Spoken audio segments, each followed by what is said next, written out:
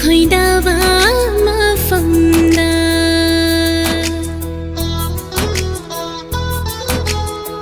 Uduna satkani nungsibi nangbu Pukning na khoidaba mafamda Singyagi namiba malanglata Haina humna naning tamna sanararo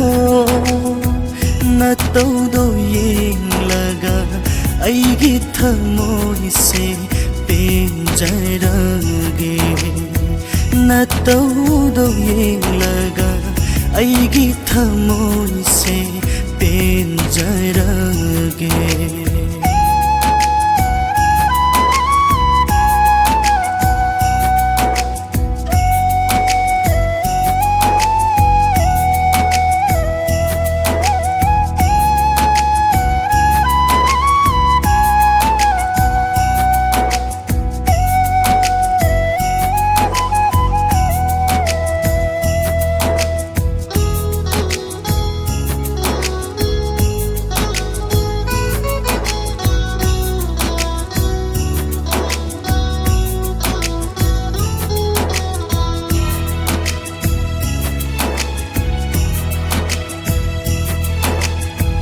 Hona nazargoy sabalam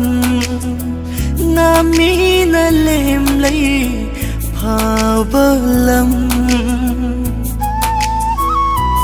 Oh malanggiliri tanthada Laysa tamlibi layrang lagta Momon minok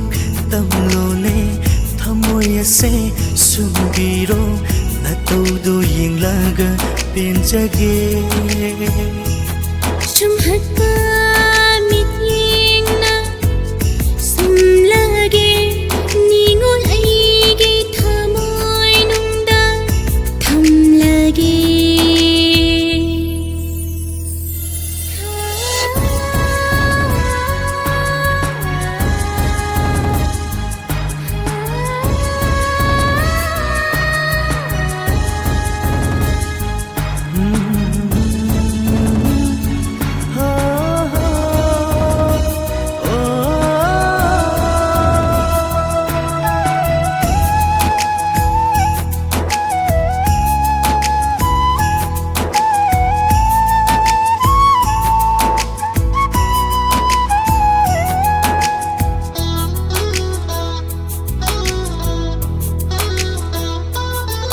Loi jing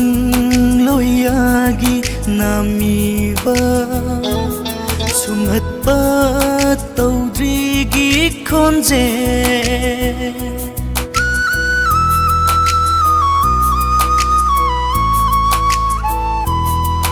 Kulang isay na saithaba Sumat pa na thalaba mafamsida Nungsiwari silot na thamoy thamoy tinana Punsigi oina lainingle